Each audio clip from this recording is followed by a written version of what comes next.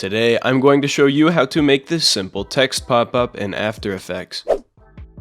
Start off by creating a composition. I use 60 FPS because it's smoother and there's more space to use keyframes, but 30 or 24 will also work. Now that you've created your composition, press Ctrl and T at the same time to open your type tool. Then click anywhere on the preview and type whatever you want.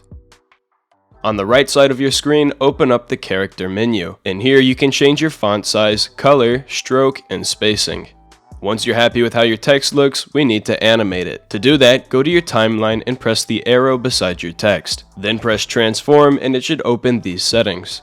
Move your playhead to the beginning of your text layer. Then press the stopwatch beside the scale value to create a keyframe. While your playhead is over the keyframe, change the percentage to 0. Since it's linked, it'll change both the width and height. Now drag the playhead a few frames ahead. The further you go, the longer it'll take for the text to pop up. Now type 100 to turn the text back to its original size. Now that your text pops up, we need to make it go away. So move your playhead to where you want the text to end. Press this diamond to create an identical keyframe to the previous one. Now move a few frames forward and set the scale to 0%. If you play the video, as you can see, your text is popping up then going away. But it's not very smooth, so we can fix that by highlighting all of the keyframes and right-clicking. Go to Keyframe Assistant and press Easy Ease. Now your text is a lot smoother. And finally, press this first gray box to add motion blur to your text layer. And that's it. You have now created a simple text pop-up. If you want, you can add transition sound effects, such as whooshes or pops, to make the text more engaging. There's a lot of really good copyright-free sound effects on YouTube, as well as audio websites such as Artlist or Epidemic Sound. Once you add a sound effect to your timeline, go to that audio's drop-down arrow and press Audio, then Waveform. This will show you the volume of your audio, which you can use to line up with your text.